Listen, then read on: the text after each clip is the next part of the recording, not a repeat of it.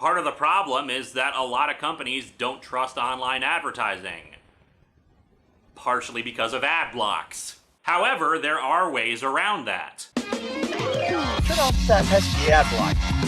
Turn off that pesky ad block. Turn off that pesky ad block. Turn off that pesky ad block. Look at that fine fedora. That is a tribole that tells you entertainment is on its way. When you sit down for a atop the fourth wall video, you know you are guaranteed to see a comic book be lambasted, torn to ribbons. What Doug did for movies and Spoonie did for video games, Lewis does with comic books. And it's his insights and analysis of those comic books, which has helped to grow his subscribers and his view count as the years have gone on. One of the things you're going to start to notice, especially in this episode when you compare it to the last two, is common threads and themes start to emerge between the content creators that are featured heavily on That Guy with the Glasses. One of those major themes we're really going to see play itself out here is always a bridesmaid, never a bride. Or to think of it another way, it's easier to destroy something than it is to create it.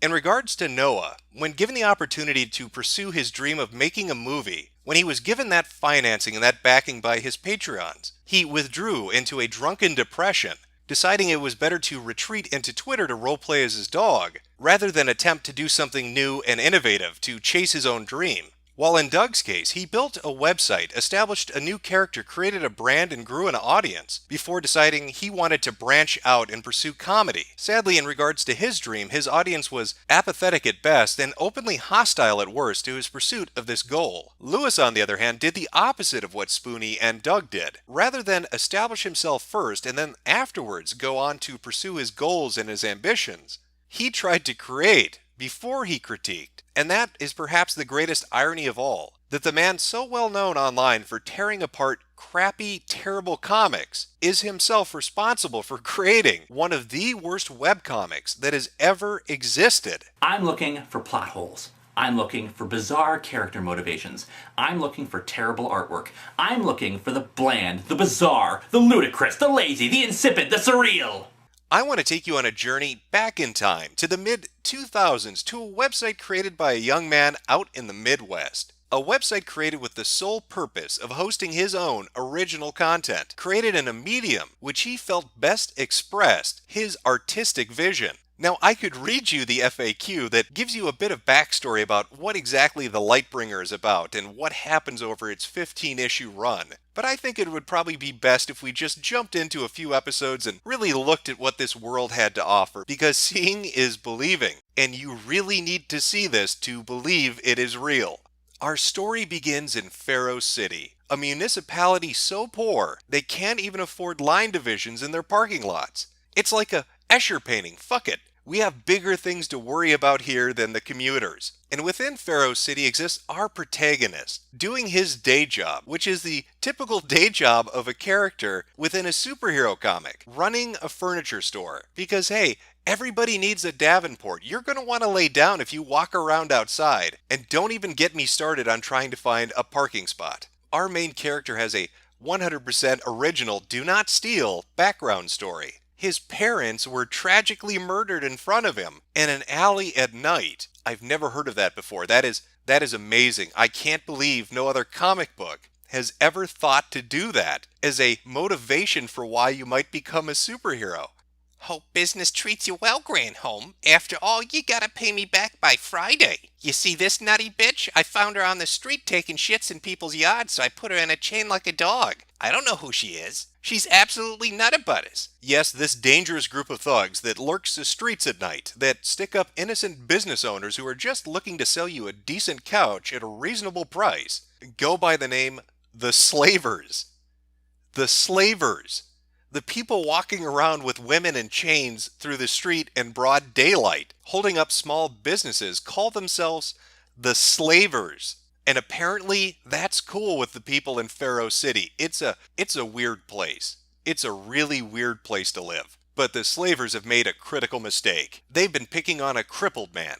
Oh, what's the matter there, Granholm? Your hand is shaking like crazy. I don't even know what's going on. Is that like a tick? Do you have Tourette's syndrome? Did you fuck a microwave? Why is it glowing white like that? That's really weird. That's weirder than the lady that shits in people's lawns. But as it turns out, Granholm doesn't have Tourette's and he didn't fuck a microwave. He actually has hidden superpowers. He can turn light solid and create constructs. Another original idea that nobody has ever done before. I mean, look at him there, dressed in all green, with his glowing hand capable of creating constructs out of solid light. Now, if I were as talented as Linkara, I would have tried to come up with a name that really captured that, but I'm not. You know, he came up with the Lightbringer. I would have gone with, I don't know, combine the color with what it does, a green lantern. You know, but again, I'm not the OC creator here. What the heck do I know? With such amazing superpowers, you can imagine what our protagonist does when he finally realizes he needs to use his powers for good and happens upon a woman being attacked in an alleyway. He runs away. I ran as quickly as I could after I saw it. I was almost hyperventilating as I tried to push the screams for help from my mind. No matter how far I ran, they were always there, scratching at the back of my thoughts and overwhelming my reason and sanity. Damn it, why do I have to have these abilities? I never wanted them, and I sure as hell can't do anything useful with them. I ran as quickly as I could back to my apartment and gasped for breath during the entire run. My body ached. It wasn't used to the sudden jolts like this, but I knew I had to get off the streets, get away from the screams. But as I ran from the woman and her screams, a new voice entered my mind. The voice was of my mother, telling me how one should never fight evil with violence, since it only fueled the evil and made it stronger. So just to sum up to this point, in case you're just joining us right now, in Pharaoh City, there is a man that owns a furniture shop who can create objects out of solid light. And when he comes across a woman being raped in an alleyway, he decides to run home, as the voice of his dead mother tells him to be a pacifist.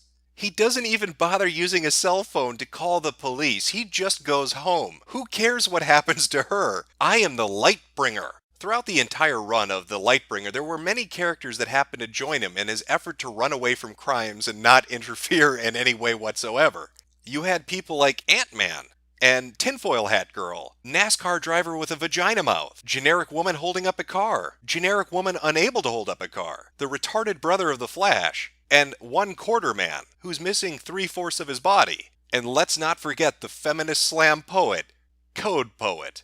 In between their adventures from actively not trying to stop crime, they occasionally stumble across slaver activity, like the whore market, the actual literal whore market that's held in the heart of Pharaoh City. And this fresh whore here is ready to serve you in every way you can think of. Look at those tears. She's so happy. It really strains the imagination what exactly the Pharaoh City Police Department does when a group of people calling themselves the Slavers can hold a whore market in the heart of the city. But don't think our protagonist just runs away from criminals. No, he tries to avoid the press as well, though he's not always effective at it. Like that one time a reporter faked her own suicide to get an interview with him, and after which he promptly told her that she was fake news. But perhaps the absolute best thing to happen in this comic book was when Lightbringer fought his doppelganger, the Darkbringer. Because it was during that very encounter that the Lightbringer met one of the most powerful characters in his comic book. I'm talking about Lewis, or as he prefers to be called, Linkara. You know, something about this rings strangely familiar. I just can't quite put my finger on it. When an author inserts themselves in such a way into their own comic book, what does that remind me of? Terrible dialogue, atrocious artwork, empty one-dimensional characters, ridiculous premise and behaviors, and self-insertion in your own fanfic.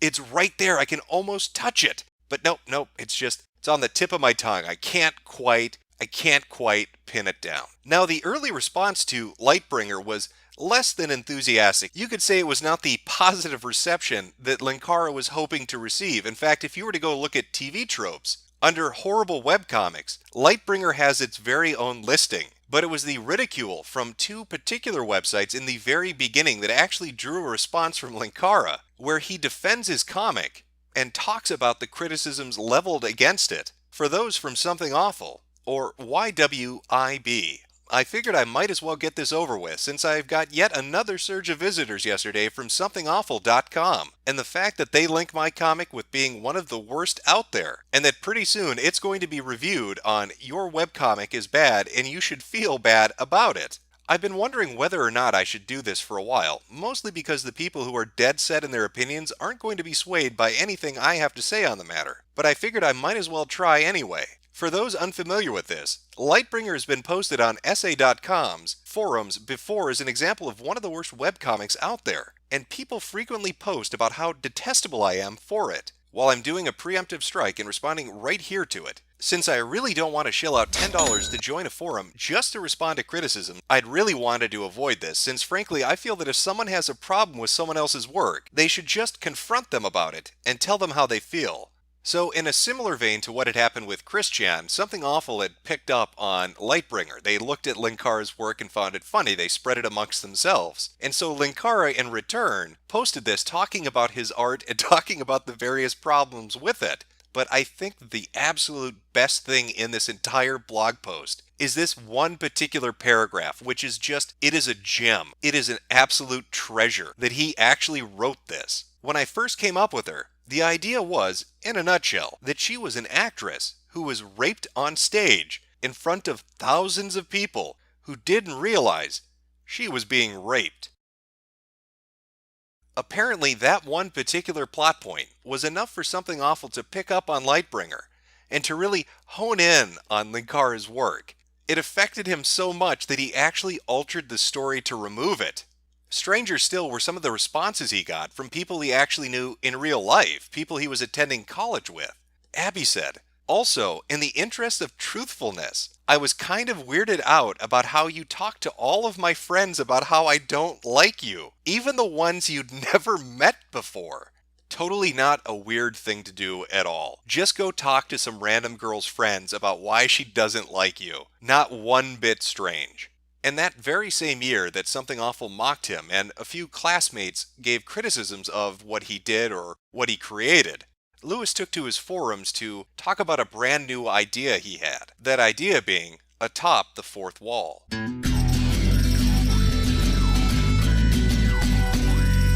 And true to his word, Linkara went about creating Atop the Fourth Wall, though the form it took initially was much different than it is today. He produced upwards of, I believe, 50 of these written comic reviews, even hosting them on a site that he dedicated just to that one purpose, where he would analyze and critique the comic books that he found to be interesting. He was inspired by other people that were doing this by sites that he liked to frequent. It wouldn't be until a year or so later, when he started to watch The Nostalgia Critic, that he decided to switch formats, partly because he was inspired to, and partly because he wanted to enter a contest that guy with the glasses was holding. Now granted, Linkara's entry video is basically just aping a Nostalgia Critic bit. You could call it an homage if you want to, but it's emulating something he already did, trying to put the Linkara spin on it. And it was one of the first videos that he had ever done. Following that, he would begin to release his Atop the Fourth Wall series as a video format only.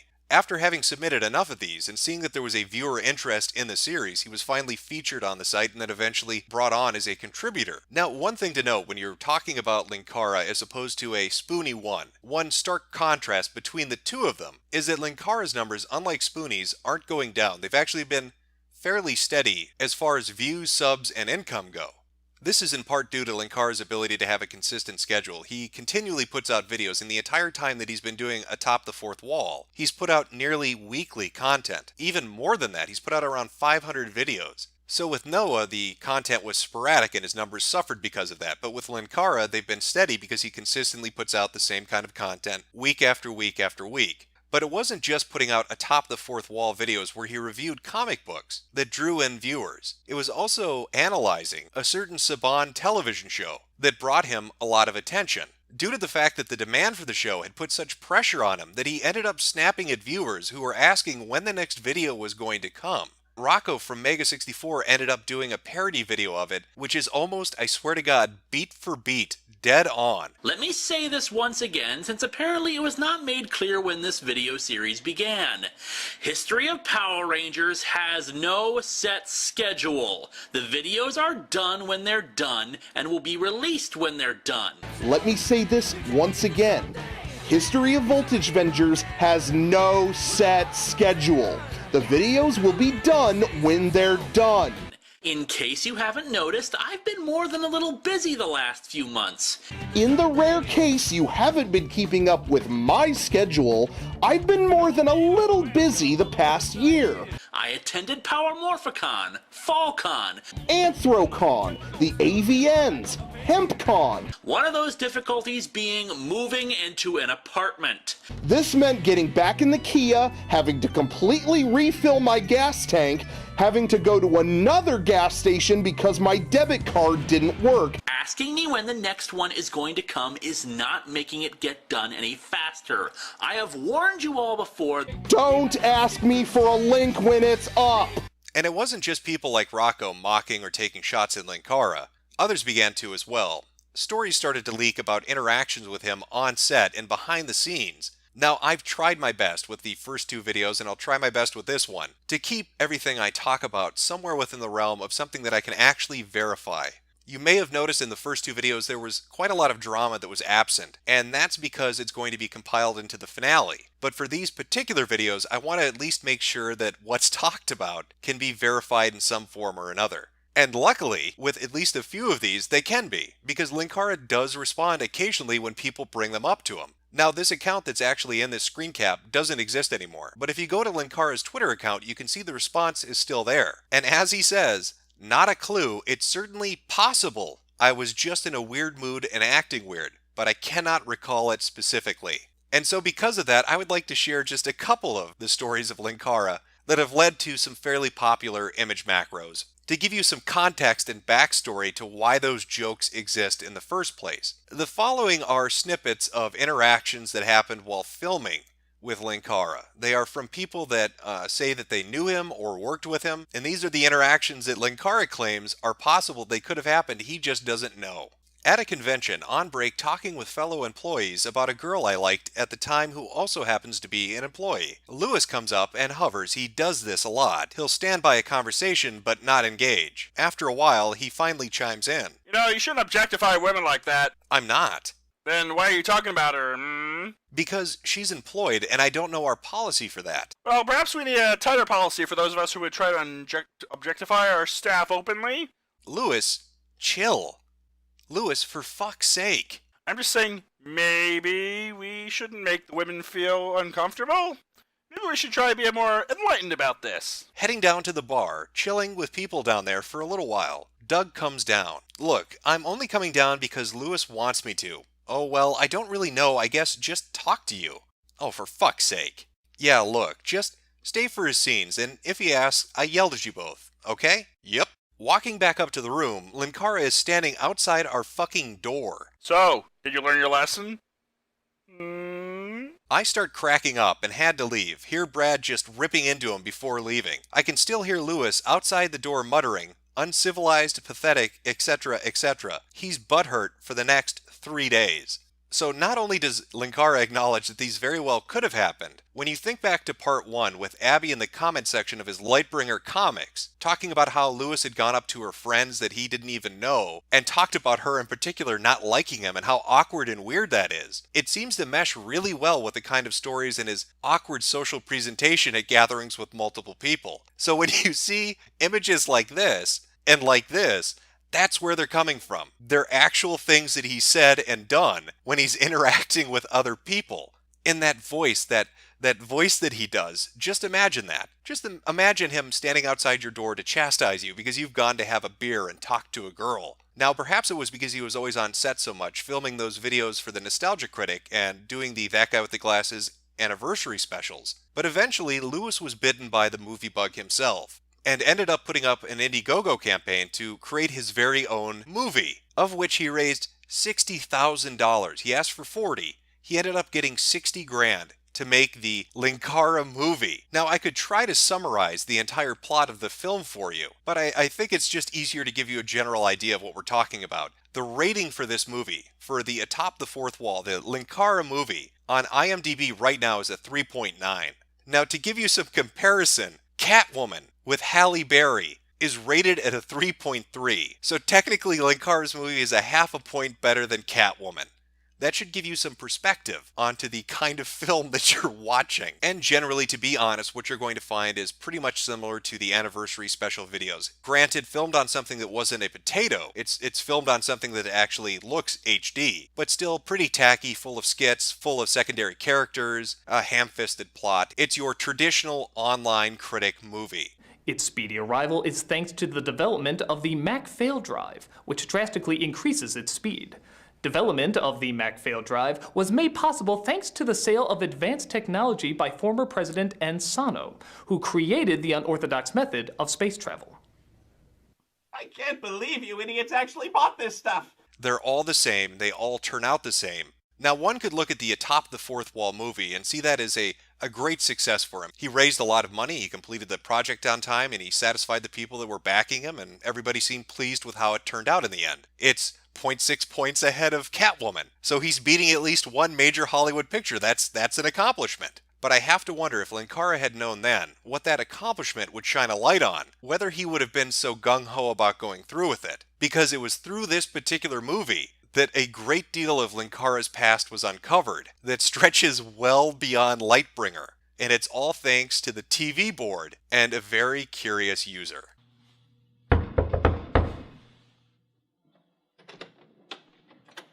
Good afternoon, Mr. Linkara. My name is Alan Park. I'm with the United States government.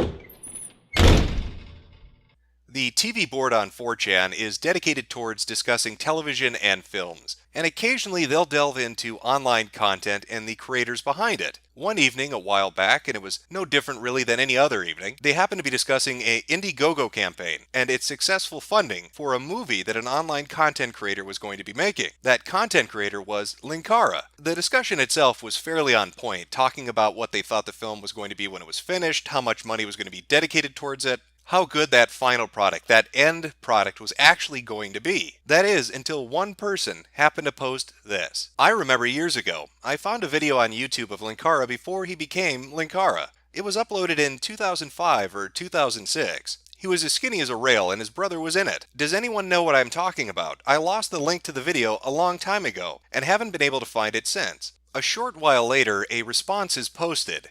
And from that response, the hunt was on, so to speak. Try to find the video through Google. Find out that Linkara posted in a shemale porn forum back in 2005. Holy shit, Linkara had a thing for women with dicks long before he dated Iron Liz. Once that information was out there, thread after thread after thread was created, all with the purpose of discussing what they could find. And what they uncovered were a multitude of accounts on numerous sites, all linked back to his Lightbringer comic, or information posted in relation to that. One such account was this. We're looking at a screen cap of the favorites that were listed in the account profile. I'll read through some of them and you can see if you can figure out exactly what we're discussing. Hermaphrodite.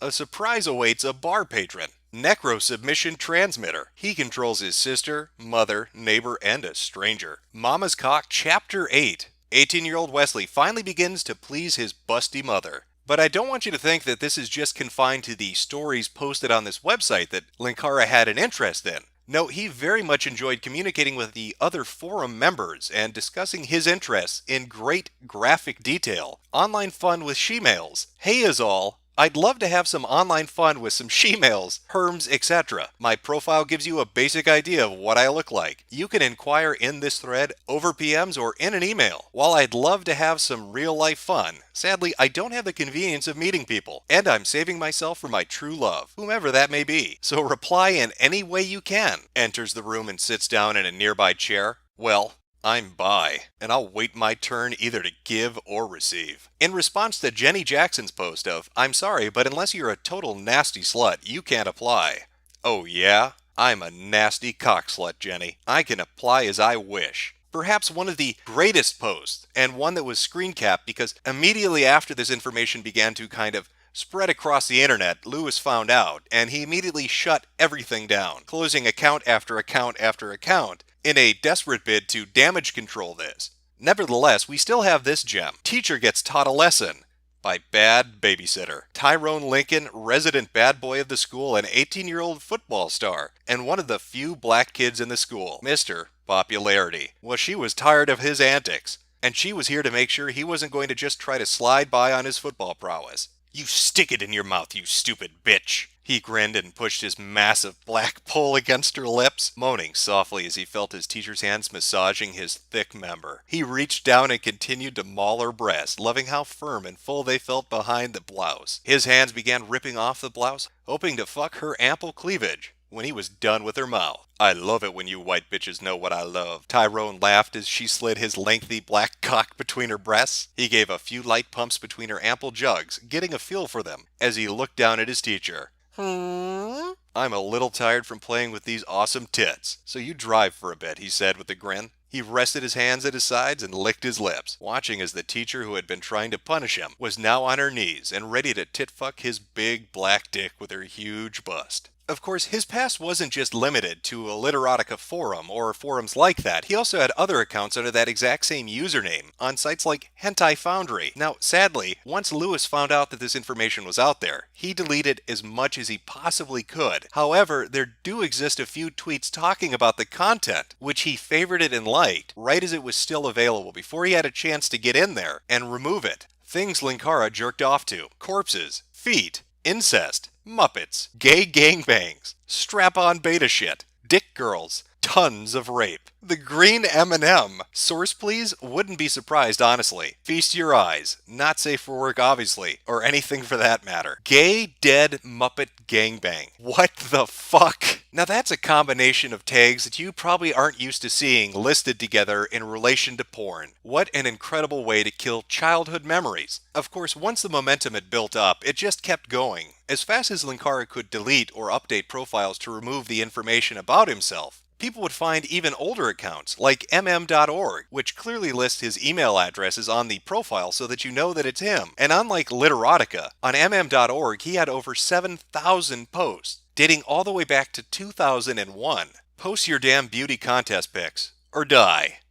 Actually, Oni-chan pulls himself out of a book titled Bylaws Concerning MediaMinor.org Marriage Policies Wearing Library Glasses. According to Article 10 of the bylaws, a kitty slave is allowed to marry as many partners as she desires, as long as she continues to serve and please each person she marries. So in fact, you're not really cheating on Rini-chan. Now everybody, stop worrying about Oni-chan's pics.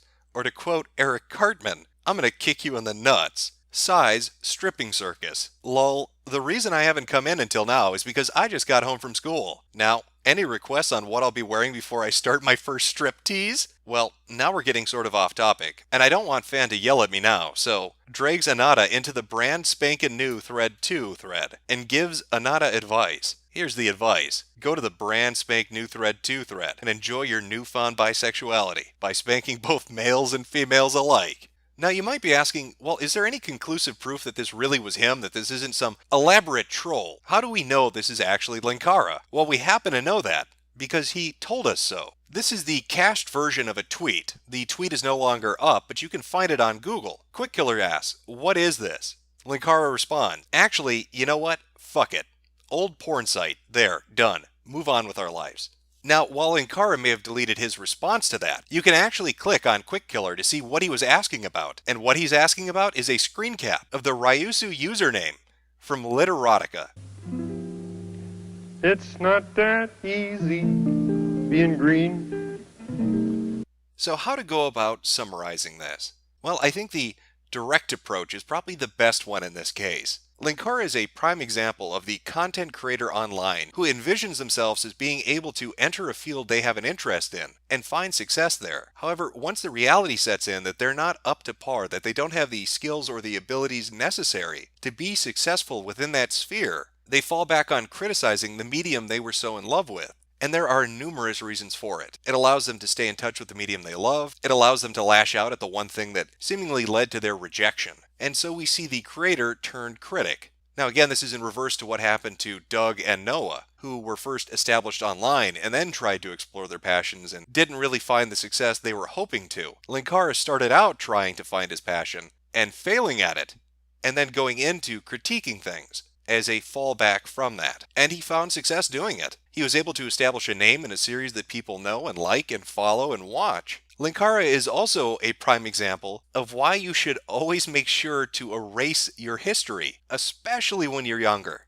The teenage years and the adult years will bite you in the ass later down the road, and if you're not careful, you'll go from being the guy that does really amazing comic book reviews to the guy that wants to get fucked in the ass by a green M&M at a dead gay Muppet gangbang. Yeah, it seems Linkara is just full of surprises. Whether it's his history of doing really just awful, really horrible webcomics. I can't really nail that point down strongly enough. They are atrocious. Very, very bad webcomics. The art's all fucked up. It's a self-insert Mary Sue fanfic. The plot makes no sense. The superpowers are ridiculous. The villains are laughable. And it just drags on and on with enormous text blocks. It really is Chris Chan. Honest to God, the only difference is Chris Chan is autistic and Linkara apparently hasn't been diagnosed. Yeah, this video came in way shorter than I expected. I was looking at about over an hour. I really was. And we're over 30 minutes. We're about the same length Spoonie was, to be honest, and that's kind of surprising to me. But I think I know one of the reasons for that, at least. With the finale, with the final video that I'm going to do, I'm going to talk about the majority of the behind-the-scenes stuff. The really salacious rumors. The stuff that I can't necessarily track down a verification for. Or stories that have been told to me by people that were involved with Channel Awesome. And there have been quite a few. And so I'm going to compile that all. And a lot of that revolves around Linkara. Originally, I wasn't planning on doing this, but near the end of the Doug episode, I was like, I could insert a lot of really crazy stories, or I could just leave it stand as it is. Same with Spoonie. You know, it really spoke for itself. So it's all going into the finale. And I'd say a good portion of that, like maybe 15 to 20 minutes, is Linkara related. Relationships of Linkara. Not just with people he dated, but people who worked at the website and how he got along with them. Up next is the enraged Enchilada, talking about Pissed Jose. That should be fun. As always, thank you for the support on Patreon. Couldn't have made these videos without you guys. And for the people viewing who aren't Patreon supporters, thanks for watching. Hopefully it was at least somewhat entertaining for you. You got a good 30 minutes out of it, and you learned something. You learned something about dead gay Muppet gangbangs.